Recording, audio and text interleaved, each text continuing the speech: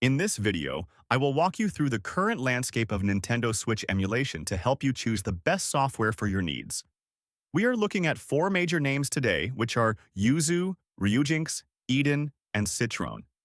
While the original Yuzu project was officially shut down, several forks like Citron have emerged to keep that specific codebase alive.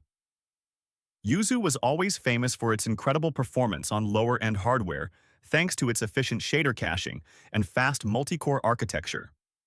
On the other hand, Ryujinx remains the king of accuracy and day-one compatibility. It might require a bit more CPU power, but it offers a more stable experience for many new releases.